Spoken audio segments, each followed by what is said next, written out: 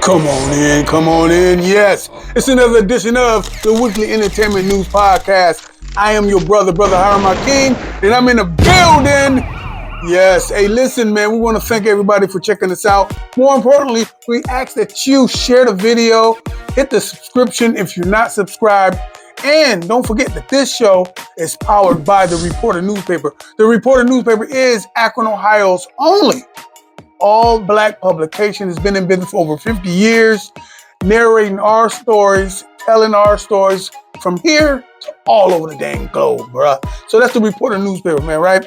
But look, I ain't gonna hold you like I like to do. I like to get you in and get you out. Don't like to kidnap nobody. So we're gonna start this off with my girl Angel Reese is in the news. She just had her matchup, or should I say rematch, for the second time of her career on the national stage with your girl CC. They call her Caitlin Clark, okay? Apparently, it looks like Caitlin Clark has gotten Angel Reese's number. What am I saying? That means she's always eking. Her team, the Fever, is always eking out a win against the Chicago Sky, and that's Angel Reese's team. But something happened on this particular game in the third quarter. Everybody's talking about it. You already know what it is. Apparently, Caitlin Clark goes up for the layup. Your girl, Angel Reese, my girl, Angel Reese, goes up to slap the ball, and guess what happens? Hit the girl, Caitlin Clark, in the head, right? And of course, everything had to freeze. Everything stopped. Now, that is the talk of the dang on weekend, right? Was it intentional? Did Angel Reese try to hit this lady in the head on purpose? Come on, man. Jesus Christ. I mean, you're vilifying our sister so bad that anything happens near that girl, number 22, okay, she gets the bat end of the stick. So they interviewed Angel Reese, and they asked her in the post conference, or the press conference after the game, it's the post. Okay, they asked her, they said, hey, what was up with that thing? She said, Angel Reese said that was just a basketball play. Now, I was looking into the comment section, and I noticed how much hatred people was throwing at our sister Angel Reese. It was so much white Eurocentric hatred, like this girl playing thug ball. This girl is playing like a bully. This girl has it out for Caitlin so much, she tried to take her head off. Listen, Angel said it was a basketball play. And on top of that, she also says the ref didn't do them no favors at all anyway. What I like to say is, more importantly, is that, yes, Angel plays tough. She's in the paint. She's bodying. She's going back and forth with people. Right now, her game translates dope when it comes to playing in the paint. Translate at a much higher level when it comes to down in the trenches, more than your girl Caitlin Clark. So I'm here to say that's the news. That's what you've been hearing about in the WNBA, is how bad and evil and of a thug. That's what white folks say when they talk about black people, and they don't like when they say we are thugs. This girl is a basketball playing, model looking, endorsement brand entitlement walking supermodel. That's what I said about Angel Reese. But anyway, speaking about something super, we got Diddy in the news. Oh my gosh! Apparently, Diddy just had to return his key to the city. That's right. Looked like the mayor from New York decided to say, hey, we do not want to be affiliated with your blunder. And you know what I'm talking about. I'm talking about the videotape. So they gave P. Diddy the key to the city a while ago. And since the tape came out, the mayor of New York says, hey, what's his name? Eric Adams. He said, hey, I've written 2 notes, one to him directly to Diddy, and one to the company. We really want you to unask that key, man, bro. We don't want to be associated with your foolishness. So much so that he said, since everybody else is pulling, this is what the mayor, Eric Adams, said. Since everybody is pulling away from him, I think it's in our best interest, me as a mayor and as our city, to disassociate with this man. And you know what? And that'd be smart. That is real smart to do that.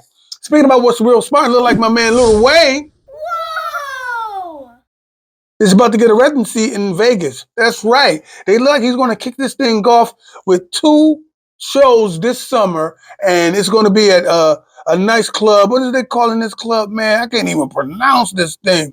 Dre's I'm gonna say Dre's nightclub. DRAI apostrophe S nightclub. It says Weezy will perform his first show on June the 29th as he's scheduled to rock the house at Dre's nightclub, followed by a performance at Zook, Los Angeles on July the 12th. While that might sound like a short residency for Vegas, we've been assured that there's going to be more shows to come.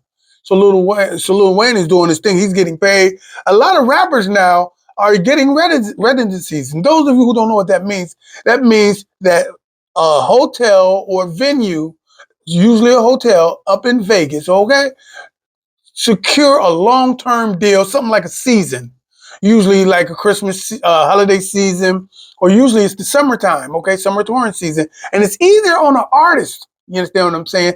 Well, either on an artist because he or she or them don't have to tour. People will come to see them. They put them up in a hotel for the most part, the same hotel. Elvis is synonymous with this thing.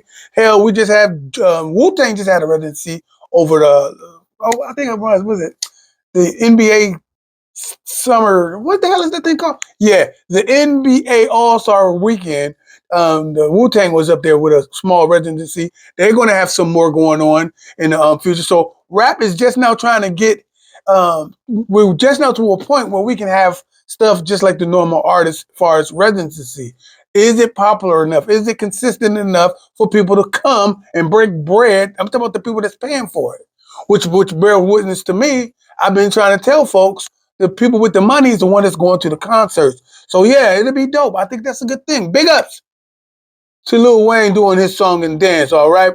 And it looks like my man Blueface is in the news. Surprise! Or should I say Blueface's mom is in the news? Okay, you already know. Carlissa Stafford, that's his mom's name. I think she's pretty fine too. She is a little upset that the cops took Krishan Rock to jail, okay, at the wrong time. She's there. She said Krishan was just at the courthouse, you understand what I'm saying, trying to support her baby daddy, and then, unbeknownst to everybody else, the cops put the girl in handcuffs while she's at the court because she has a warrant that she didn't take care of. And they took her. So now, one of the friends of the family, one of the friends of Krishan, is taking care of the baby. And so the grandma, Blueface's mother, says that, hey, she thinks she should be babysitting the babies, but apparently they're not on the same page and everything. And she don't wish any hateful stuff like jail. She says, I wouldn't wish freedoms being taken away from nobody, especially my grandbaby's mom. Even though we know Krishan Rock just wished death on Carlissa Stafford, okay? So big up to Blueface's mom for keeping things going straight and keeping the family, well, at least trying to keep the family, connected in the way that she can, and she's available to do that. Speaking about somebody that's available to do that, it looks like my sister Scarlip finally dropped another joint, and people are mad. Aha. Uh-oh. That's right, people are mad. She had a song called She's Hot, okay? She apparently debuted a little snippet on Instagram. And this is where she's showing off a little more femininity. We already know that Scarlett comes off a little, tough. So as of late, she's been showing her feminine side since the success of her, since she signed the record deal. So, so anytime she do anything that's feminine, if you look into the comment sections, I swear you always see, keep doing what you did to get here. Keep your clothes on. Don't let them over-sexualize you. Keep doing that mean, hardcore DMX style rap and stuff like that. Don't let them change you. Okay? And so that's what happened when she did the little snippet for the new song that she was about to release, right? So she says, hey, I'm going to let it go or whatever. And the song finally came out and more of the negative comments came. So our beautiful sister Scarlett gets on Instagram and talks directly to her fans, which I don't think she need to do. Okay, it's good that she do because we are in an age where you can interact and help boost your sales, but she is like she's trying to please them with her words. I like her statement she said at first. She says, hey, listen, nobody's making me do anything. I am getting in touch with my feminine side. I am a whole woman. And I want to express, as an artist, I want to be able to express all that. I got stuff for the streets, and I'm going to continue to do that, as she said. And then she says, but I also want to be able to tap another part of what's in me. Let that girl work. Let that girl cook. Cause I like Scarlip. Big ups to my girl Scarlip, and stop hating on our sister so bad, man. Because you want to see her how you want to see her. I want to see her any way she wants to be portrayed, because we know she got the freedom to portray herself the way she want to be portrayed. Okay. Looks like my man LL Cool J is back. Let's go. Okay. He's finally back. He's been teasing everybody like, hey, he got some new music coming out. I guess he caught the bug with his 50th year anniversary last year. It caught the bug. He's been on tour. He got books and stuff like that. And so he says, hey, I'm not done. That's right. The GOAT himself says, I'm not done. So he got back in the studio and he did some work. This album is supposed to be coming out in the fall, okay? Now, the single that they just dropped on Friday features him, Rick Ross, and my man Joey Crack the Don, Fat Joe, okay? Now, I like the song. Now, it's a trip, you know what I'm saying? When you listen to the song, I swear to you, it sounds like something straight off of Rick Ross's album. I'm talking about the medleys. Big ups to my man Q-Tip from the Tribe Called Quest, who produced the song, but I swear it sounds like a Maybach music track. And LL Cool J going on, doing this song and dance, talking about the different type of hustlers. This is what he's rapping about, the different type of hustlers that you may run into, okay? And of course, Fat Joe is a hustler, and we already know Ricky Rose is a hustler. So the song I thought was dope. I hope the album be just as doper. And the game needed. I'm just gonna keep it a buck. The game needed. When the GOAT speaks, it's time for everybody to take a seat, because royalty is in the building right now. All right. Speaking about royalty, look like my man Shaquille O'Neal is in the news. Let's go. But not for what you think. We already know Shaquille O'Neal is a man of many hats. He's a businessman. You know he's a legend in basketball. And we know he do hip hop. We know he raps, right? So apparently, since this digital divide is so dominant in the game right now, what I mean by the digital divide, we are now crossed that line and everything is digital. So much so, Shaq said, hey, it's time for me to make some of my music digital. How about that song that I did with Biggie called called Rain? I remember when that song came out, I think it was in 95. I don't know. I think it was like 95. The song was dope.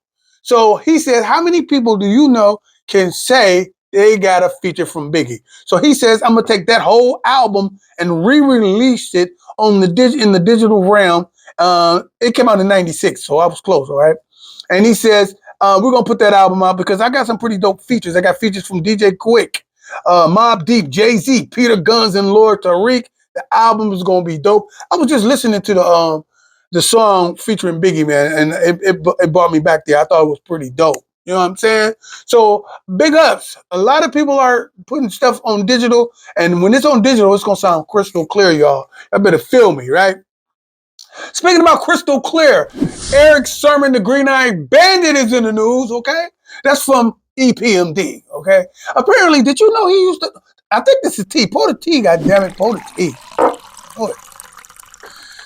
Did you know he used to date Lisa Left Eye Lopez? If you didn't, now you know, okay? He said once upon a time during their relationship, Lisa Lopez gave him an ultimatum.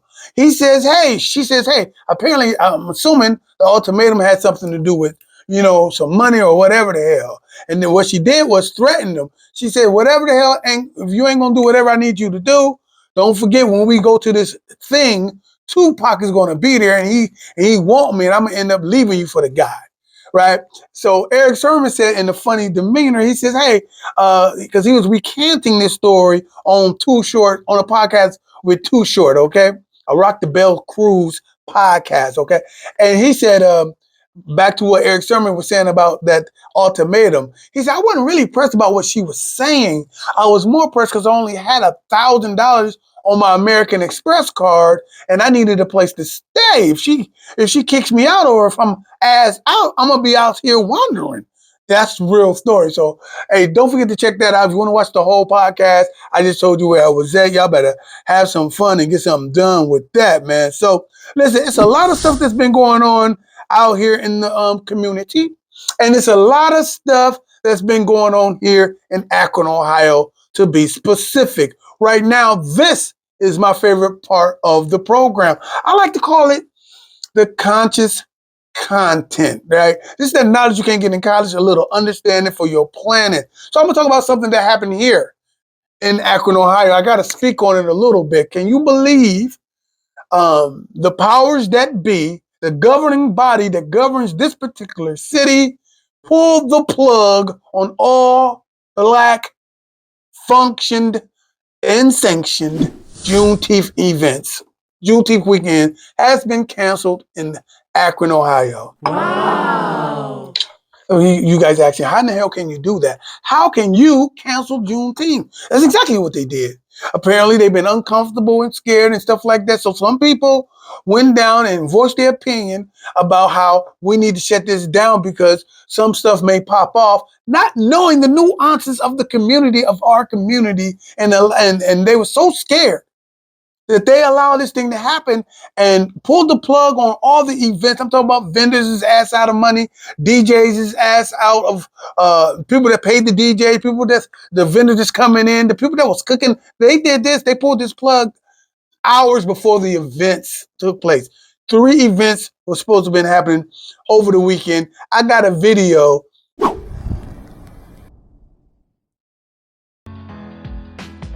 There's an inherent problem with the city council trying to make the mayor backtrack after just a day ago, before they released this statement saying we're canceling everything. You just released a statement saying that you'll be there to staff the events, speak at the events, and make sure that everybody in the city is safe and able to celebrate these events.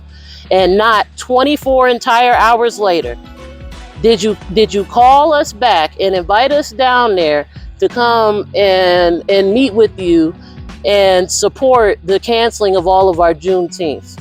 What I don't think they expected is that when all of us organizers saw each other outside, is that we felt that we needed to take a step over and talk amongst ourselves and figure it out ourselves. And before we went in there, we decided that we're not going to stand and support the canceling of our events. We're not going to act ignorant, and we're not going to act happy that like you saved us from something that bad could have happened to us. If something bad was going to happen to us, they could have told us that 2 weeks ago. If they wanted to cancel a week ago, they could have told us a week ago. You waited till the end of business on Friday. I hadn't even bought half of the stuff until Friday because I didn't have nothing to transport it in. I got a truck, a generator, 2 speakers, 2 tanks of helium, my tent, gas for the generator, gas for the car, all these rentals, at least $500 in one day. That had you called me the day before, we may have been able to switch it to another day, switch it to another venue, save a bit of money, do something. We had no time to prepare for being turned around like that. There was no time, and I felt that it was personal. They ensured we did not have time. In 5 years that I've been running the event here, the first year, Brother Carter was still with us. Brother Carter showed me how to run the event. The first thing he told me is, this gonna be the hardest thing you do every year. And I didn't believe him. I said, no, this gonna be fun. This gonna be a great Juneteenth event. You know, everybody wants to party together. We gonna celebrate our people, and it's gonna be okay. And he about laughed in my face. He said, it's going to be the hardest thing you do every year because they're not going to celebrate us like they say they celebrating us. And so the next year, that was my first year. The next year, Brother Carter was able to give me leeway to run the event while he was still around. He wanted to be a patron. He still advised, but he let me run this event. In that year, when they noticed that things were changing up, was the first time I was approached to have my event downtown. They come and ask us every year, will you have your event downtown? Will you participate? Will you send some of your vendors, downtown? We'll support them. We'll keep them together. They want this event downtown. They've wanted this event downtown for 20 years. They've asked him to have it downtown. We can't do that because people aren't going to come downtown and spend all that money. When you go downtown, all you can do all day is spend money. The kids can't play. You know, the adults, again, what you're going to do, you're going to spend at a vendor cart. You're going to listen to some music. You're going to spend at another vendor cart. You've been and spent $80 downtown giving money to folks that are not in our streets. These events were some of the biggest Black economic events in this city, and all of them were canceled at the same time. Over 20 vendors for each event. My event had 50. There were 50 vendors. They've been trying to do this for years, and I feel like it's calculated how they did this so that we would not be able to immediately recover. But that is not going to happen at all. Are you still going to celebrate on Juneteenth?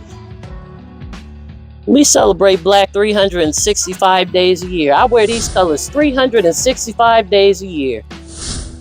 Do you support that our community goes downtown Akron on Wednesday, June the 19th to support the city of Akron's Juneteenth celebration?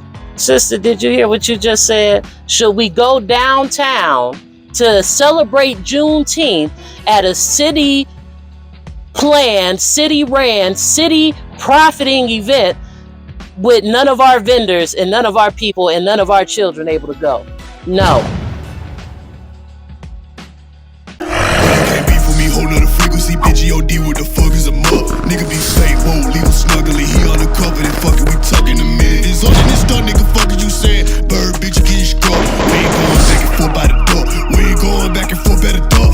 Wash, halu, ella, ilaha, illallah. We come in the name of the source. Bismillahirrahmanirrahim. We flipping niggas out the porch. Niggas in Paris, somebody yeah and J version, boss whole Jane Harden, but they think they the highest. We locking them up, you get caught with the smoke, get your flame darkened. They shoot a shot, but I ain't far. Just fuck around, hit the same target back to back.